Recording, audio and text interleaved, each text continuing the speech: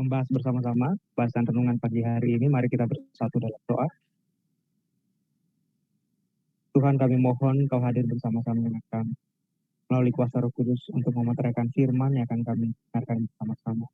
Sehingga firman ini akan berkuasa mengubah kehidupan kami, membekali kami dalam pelayanan kami agar kami menjadi orang yang kecil hati dan siap dipakai oleh Tuhan dalam segala situasi mengabarkan kami berkuasa itu. Kami mohonkan doa ini dalam nama Yesus, Allah penyelamat kami. Amin. Amin. Shalom, selamat pagi. Terima kasih kami ucapkan kepada Sersagala yang telah memberikan kesempatan sehingga renungan pagi hari ini boleh disampaikan. Terima kasih juga sama semua teman-teman pendeta, sahabat-sahabat yang dikasihi oleh Tuhan. Dengan rendah hati mau mendengarkan renungan pagi hari ini. This presentation is nothing compared to your humble heart. Jadi sementara firman ini disampaikan, mari kita berdoa dalam hati agar firman ini bukan agenda saya secara pribadi, tapi firman ini adalah benar-benar apa yang Allah ingin sampaikan kepada kita melalui kitab suci. Kalau firman ini menegur saya, kemudian menghantam hidup kita, saya pikir kita harus bersyukur. Karena kita sementara menikmati proses perubahan hidup yang dikerjakan oleh Roh Kudus melalui kuasa firman-Nya. Karena apalah artinya firman yang tidak mengubah hidup. Pagi hari ini kita akan mengupas kehidupan dari seseorang yang bernama Baruk. Ya, Baruk. Tidak banyak literatur yang menulis tentang kehidupan Baruk. Alkitab pun yang sedikit memberikan informasi kepada kita tentang kehidupannya. Dalam catatan saya, hanya ada beberapa bagian ayat dan pasal yang mencatatnya di dalam Yeremia 36, Yeremia 43, ayat 3-6, dan Yeremia 45. Diringkaskan dari informasi-informasi tersebut, ketiga sumber tersebut memberikan pernyataan kepada kita bahwa Baruk adalah anak dari Neria. Pekerjaannya adalah seorang ahli kitab, dia adalah sekretaris dari Nabi Yeremia. Jadi pekerjaannya adalah mengumpulkan pesan-pesan dari Nabi kemudian menyalinnya. Dan membuatnya menjadi sebuah salinan. Bahkan beberapa narasi dari kitab Yeremia itu adalah hasil tulisan dari Baruk. Josephus Flavius dalam bukunya Antiquities, buku ke-10, pasal ke-9. Paragraf yang pertama menulis, Baruk ini adalah seorang Yehuda. Dia datang dari keluarga bangsawan, keluarga yang terpandang. Dia adalah orang yang cakap dalam pengetahuan. Itu sebabnya dia bekerja menjadi seorang ahli tulis. Maka tidaklah mengherankan, bukanlah kebetulan apabila dengan CV seperti ini, sepertinya Yeremia pantas untuk memanggil Baruk menjadi asistennya, menjadi juru kabarnya, untuk menyampaikan pesan penting bagi bangsanya. Maka datanglah firman Tuhan kepada Yeremia. Yeremia, ambillah kitab gulungan itu. Tulislah di dalamnya segala perkataan yang telah kufirmankan kepadamu mengenai Israel, Yehuda, dan segala bangsa. Dari sejak aku berbicara kepadamu, yakni dari sejak zaman Josia sampai waktu ini. Mungkin apabila kaum Yehuda mendengar tentang segala malapetaka yang aku rancangkan, hendak mendatangkannya kepada mereka, maka mereka masing-masing akan bertobat dari tingkah langkahnya yang jahat itu, sehingga aku mengampuni kesalahan dan dosa mereka.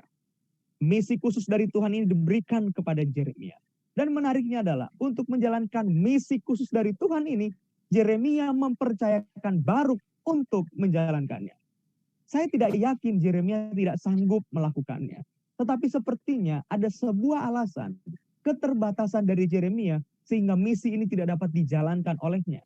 Namun pun demikian Yeremia mau misi ini sukses untuk dijalankan. Dan dia mau semua orang yang membaca, mendengar pesan dari Tuhan boleh menerimanya. Maka dia pilih orang yang cakap untuk menulis. Orang yang cakap untuk menyampaikan pesan ini kepada bangsanya. Siapa yang dipilih? Baruk. Luar biasa. Dari semua juru tulis yang hebat di seluruh penjuru Israel, Yehuda, Baruk adalah orang yang dipilih oleh Yeremia untuk menyampaikan pesan ini. Saudara-saudaraku, para pendeta yang dikasihi oleh Tuhan, pernahkah kita berpikir, why in the world I have to be a pastor in this church? Kenapa saya harus ada di Menteng? Kenapa saya harus ada di Buktos? Kenapa saya harus ada di Kampung Pohon? Kenapa saya harus ada di Muara Wahau? Kenapa saya harus ada di Batam, di Banjarmasin, di Gandrung Mangu? Kenapa Sersagala harus ada di Pematang Siantar lalu ke Unai sebagai tenaga pengajar? Tuhan punya tugas yang suci dan mulia bagi kita. Dia mau misinya diselesaikan dengan orang-orang khusus yang telah dia pilih. Dia mau misi mengamarkan dunia agar pertobat itu dijalankan oleh kita.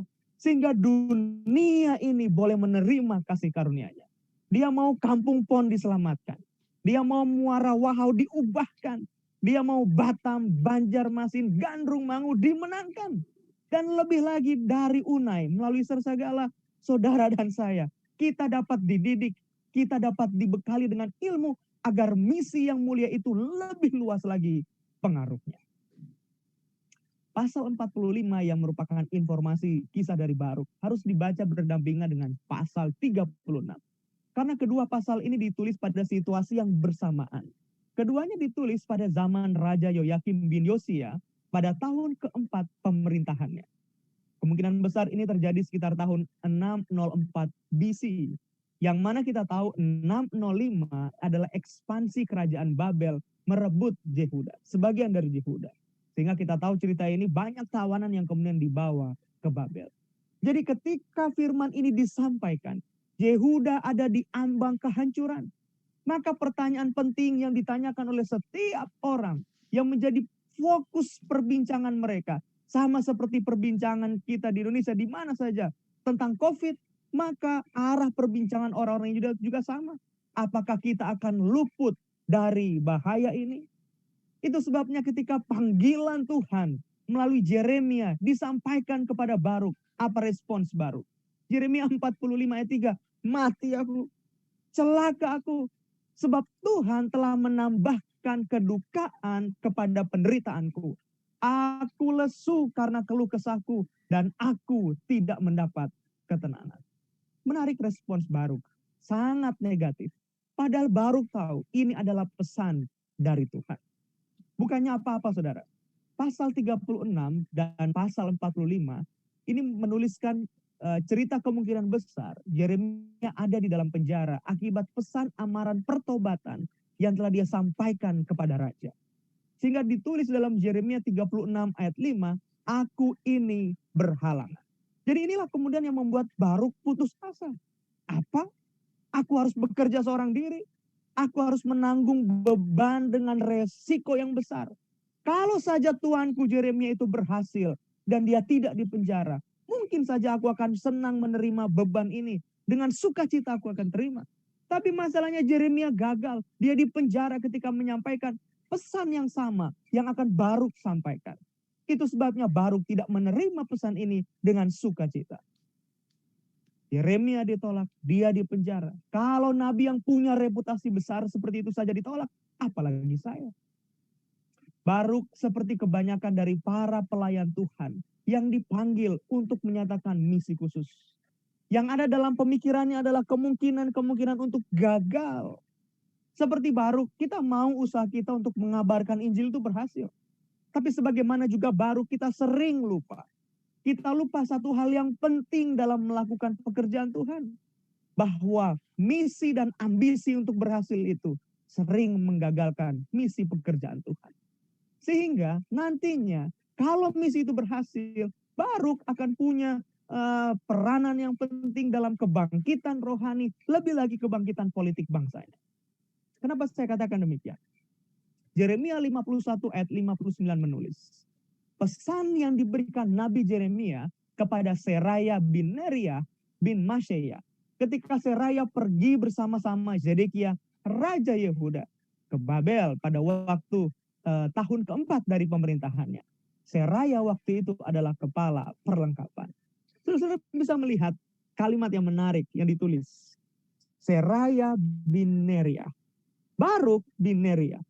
Jadi mereka berdua ini bersaudara.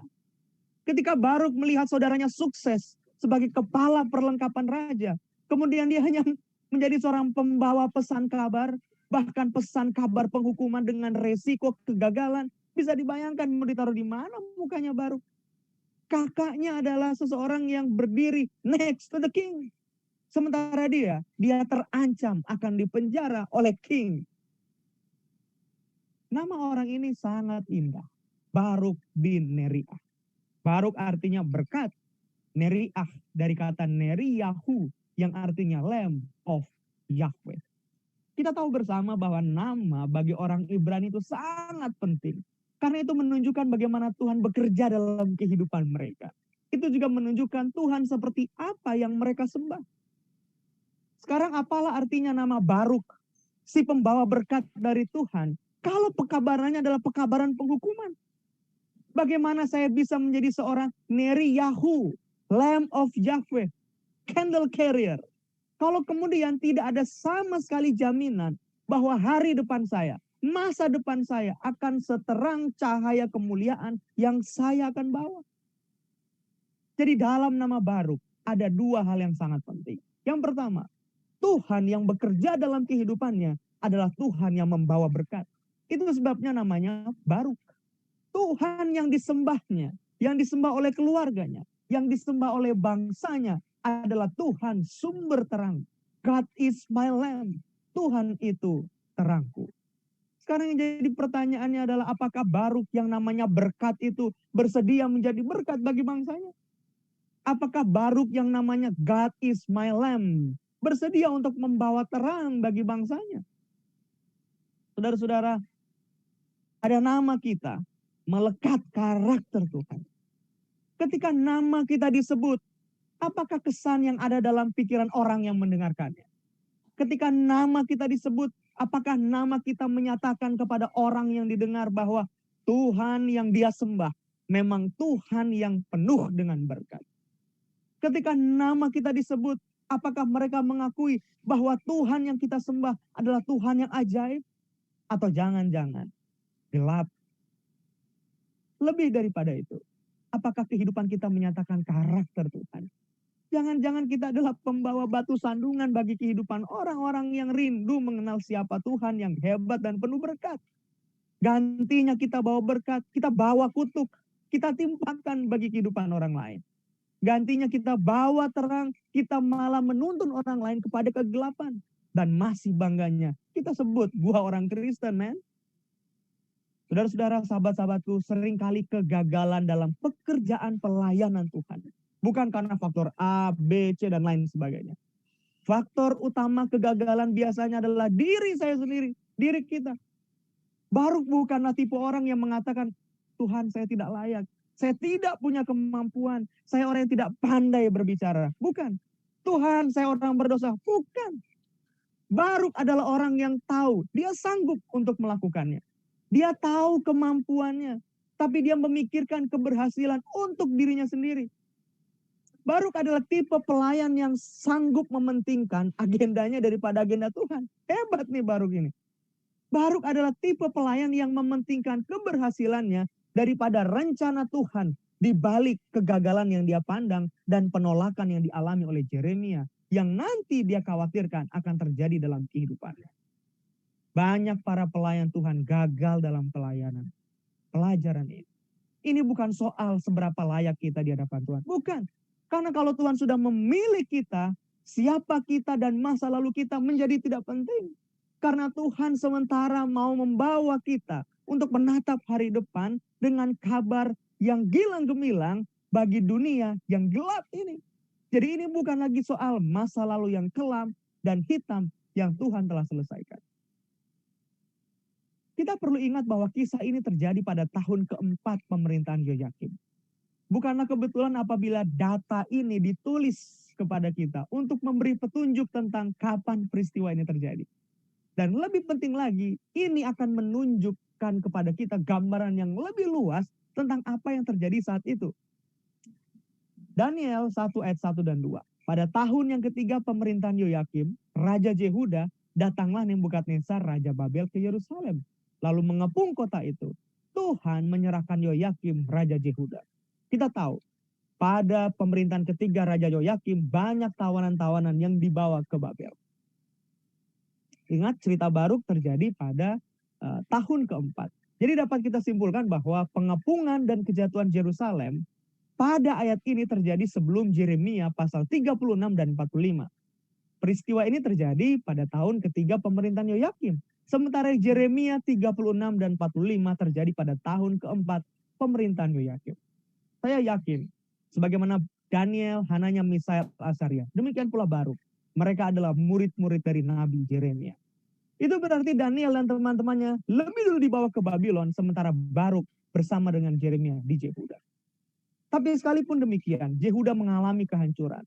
Apa yang terjadi dalam kehidupan mereka itu atas seizin dan sepengetahuan Tuhan. Baruk harus mengerti pelajaran ini dengan baik. Lebih lagi bagi kita yang saat ini dipanggil Tuhan untuk menceritakan kabar baik bagi generasi kita. Bahwa apa yang terjadi dalam kehidupan Baruk, itu semua atas kehendak Tuhan dan ada di plan-nya Tuhan. Baruk hanya diminta untuk jadi bagian dari rencana Tuhan yang melampaui pemikiran Baruk. Tapi Baruk hanya melihat apa yang ada di depan matanya dan tidak dapat melihat jauh ke depan kepada rencana Tuhan, kepada kepentingan Tuhan yang perlu dijalankan dan tidak boleh tidak dijalankan oleh Baruk. Ingat teman-teman, pada ekspansi ini, Daniel, Hananya, Misael, dan banyak pemuda-pemuda Ibrani dibawa ke Babel. Sementara Baruk tetap ada di sana. Kita tahu cerita ini. Daniel dan teman-temannya jadi populer di Babel. Kalau saya mau kontekstualisasi cerita ini ke cerita modern sekarang ini, mungkin saja berita kepopuleran Daniel dan teman-temannya pasti tersiar ke seluruh negeri jajahan Babel, termasuk Yehuda. Mungkin saja ini Aspenas. Aspenas dia selfie sama Daniel dan teman-temannya. Wah, dia cekrek.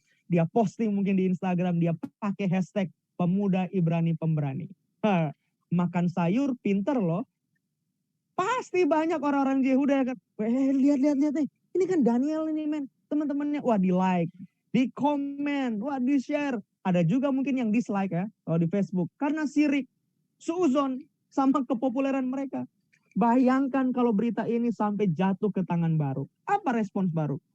Mungkin dia akan unfollow akun sosial medianya si Daniel dan teman-temannya. Dia akan unfriend, dia block selama-lamanya. Saya tidak tahu apakah ini berpengaruh atau tidak. Tapi bagi saya ini pengaruhnya besar sekali. Kok bisa ya dia sukses ya? Hebat sekali pendeta Janus ini dia punya ministry.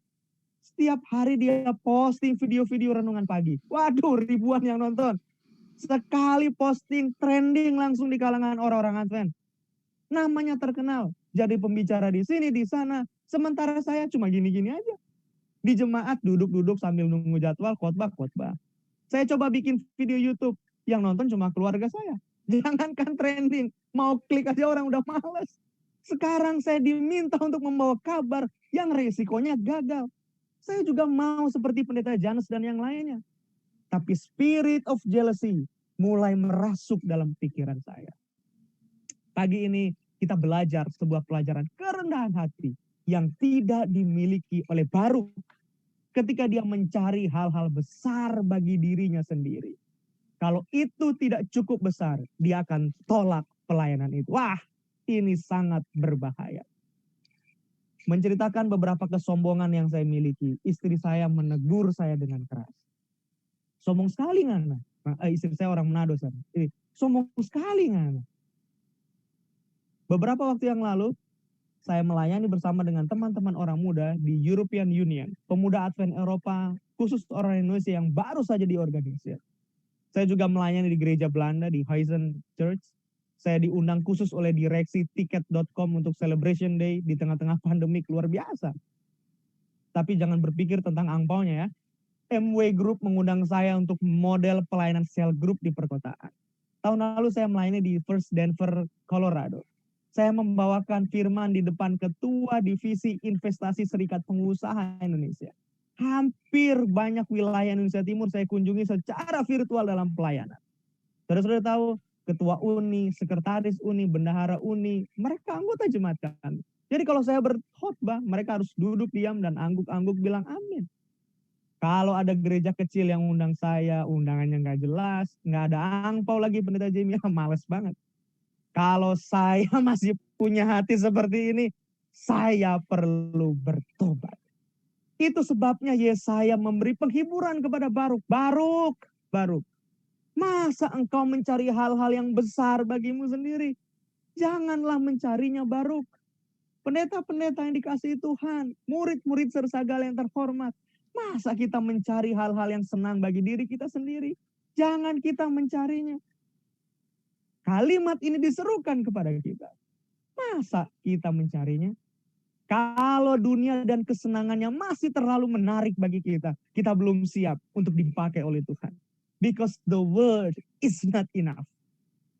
Kalau dunia sudah siap untuk dimenangkan, tapi dalam pelayanan kita masih memikirkan kesenangan-kesenangan dunia, kita belum siap dipakai oleh Tuhan. Because the world is not enough. Kalau kita sudah ada dalam pelayanan, tapi roh tinggi hati menguasai, sepertinya agenda saya lebih penting daripada agenda Tuhan, kita perlu bertobat. Because the world is not enough. Mari kita berdoa. Tuhan, terima kasih untuk pesan pagi hari ini yang mengingatkan kami untuk terus memandang kepadamu sebagai satu-satunya pengharapan kami untuk mendapatkan keberhasilan dalam setiap misi pelayanan yang Engkau telah berikan kepada kami. Ketika kami banyak mengalami tantangan-tantangan dalam setiap misi yang kami emban di tempat di mana kami melayani, ajar kami untuk berserah dan dengan rendah hati melakukan misi ini bukan karena kekuatan kami, tapi karena pertolongan Tuhan akan memampukan dan memberikan kami kekuatan untuk menjalaninya. Kami akan belajar dari setiap kegagalan-kegagalan misi yang telah kami lakukan, untuk terus belajar menjadi orang yang rendah hati, dan siap diisi oleh hikmat sorga, untuk menjalankan setiap misi yang ada banyak sekali kemungkinan untuk gagal, dan kami akan lakukan dengan bantuan Tuhan, sehingga kegagalan-kegagalan itu akan diubah dengan keberhasilan untuk hormat kemuliaan nama. Kami akan melanjutkan kelas kami, tuntun kami Tuhan. Tuntun dan berikan hikmat kepada Bapak dosen kami Sersagala, agar dapat memberikan petua-petua dan modal pelayanan yang penting bagi kami, sehingga misi pelayanan yang Tuhan telah berikan kepada kami dapat kami selesaikan dengan penuh sukacita dan tanggung jawab. Dalam nama Yesus kami persembahkan doa ini. Amin.